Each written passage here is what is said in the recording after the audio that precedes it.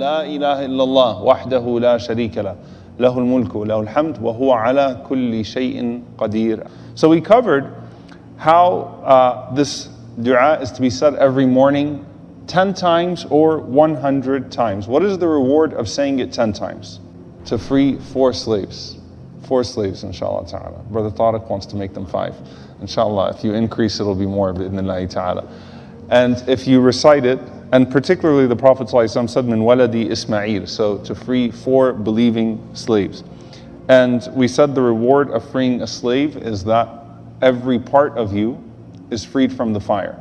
Every part of you is freed from the fire. So the reward is the reward of freeing 4 slaves. And if a person says it 100 times, then what would be the reward? It is like freeing 10 slaves, the Prophet ﷺ said. If a person says it 100 times, it's like freeing 10 slaves.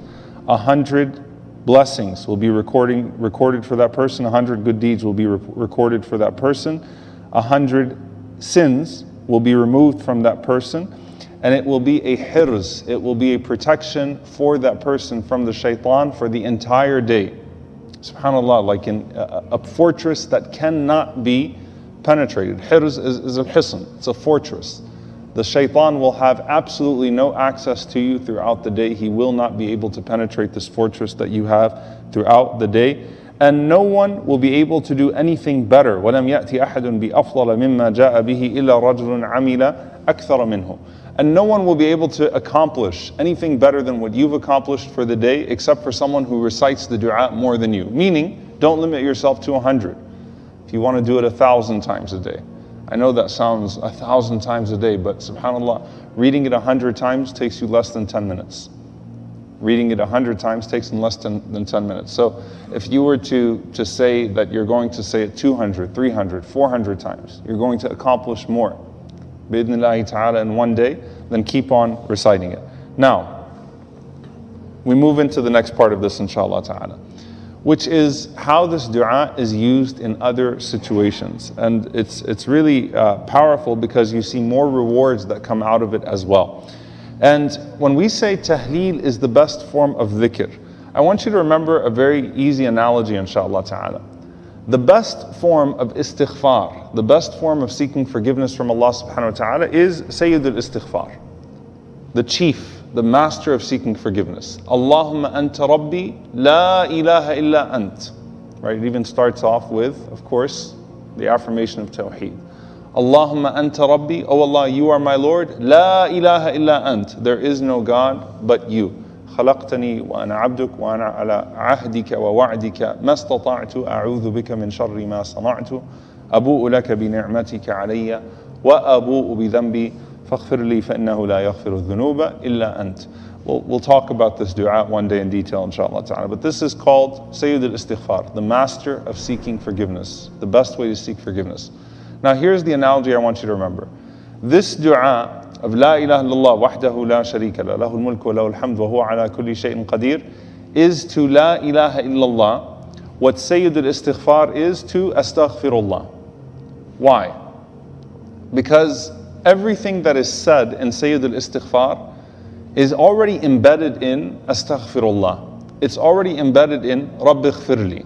It's embedded, all of the meanings of seeking forgiveness from Allah subhanahu wa ta'ala are already embedded in that short form of dhikr. Astaghfirullah, Astaghfirullah, Rabbi Ighfirli, Rabbi Ighfirli. It's embedded. But this elaboration allows those meanings to take greater root in your heart as well. So it's elaborating, or it is affirming within your dua as well. So you are extolling Allah's virtues further. You're praising Allah more. You are affirming the meanings of those dua more, but they're also taking greater root in your heart. Likewise, La ilaha illallah wahdahu la sharika lah, lahul mulk wa lahul hamd wa huwa ala kulli shay'in qadir. The meanings of that are really all embedded in La ilaha illallah. But just like Sayyid al-Istighfar is more virtuous, because every phrase of it is dhikr, than simply saying Astaghfirullah, in the same way, this entire dua is more virtuous than merely saying La ilaha illallah. So the first thing, The hadith of Abu Hurairah radiallahu ta'ala anhu, the Prophet sallallahu alaihi wasallam said, whoever says Subhanallah 33 times, and says Allahu Akbar 33 times, and says Alhamdulillah 33 times, and then seals that with La ilaha illallah wahdahu la sharika lah, lahul mulku wa lahul hamd, wa huwa ala kulli shay'in qadir, after every single prayer. What is the reward? Does anyone know?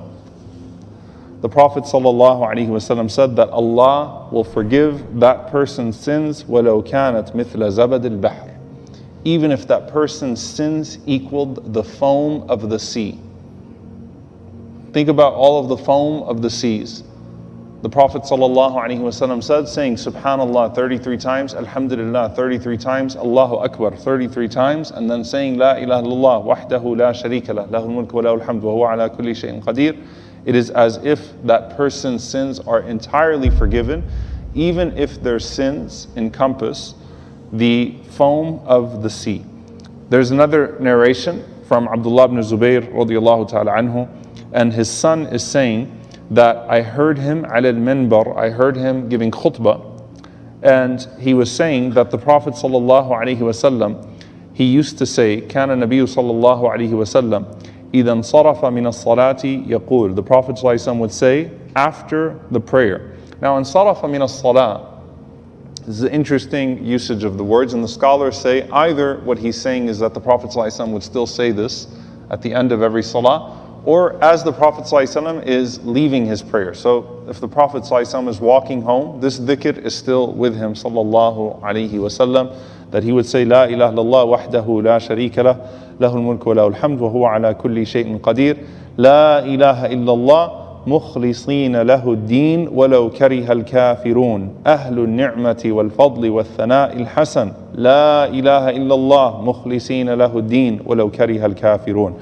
I don't expect everyone to memorize all of this, by the way, by Salatul Duha, unless you truly have morning memory, mashallah. So we'll find a way to post them, inshallah ta'ala, today, bidnillahi ta'ala, or by tomorrow. So the Prophet ﷺ would say, once again, the dua, and then he would say, La ilaha illallah, mukhlisina lahu ad-din, that we are sincere to him in our devotion, walau kariha al-kafirun, even if the disbelievers hate it, that we will remain sincere in our devotion to the oneness of Allah subhanahu wa ta'ala. Ahlu ni'mati wal fadli wal thana' al-hasan. Everything, when you say alhamdulillah, alhamdulillah, okay, it includes, subhanallah, so much of this, because hamd is so encompassing. But again, the elaboration. Ahlul ni'mati wal fadli wal thana' al hasan. To Allah subhanahu wa ta'ala belongs al-ni'mah, all blessings, al-fadl, all bounties, wal thana' al hasan, and all of the praise belongs to Allah subhanahu wa ta'ala. La ilaha illallah mukhlisina lahu ad-din walau kariha al-kafirun. And the Prophet ﷺ would repeat once again, La ilaha illallah mukhlisina lahu ad-din walau kariha al-kafirun, that we are sincere in our devotion to him even if the disbelievers dislike that. The next narration is the dua of Fatima radiallahu ta'ala anha, when the Prophet ﷺ taught her every single night to say as she goes to sleep, Subhanallah 33 times, Alhamdulillah 33 times, Allahu Akbar 33 times, and in one narration the Prophet ﷺ said, and seal it with this dua. So you have after every prayer, and then you have at the time of sleeping as well.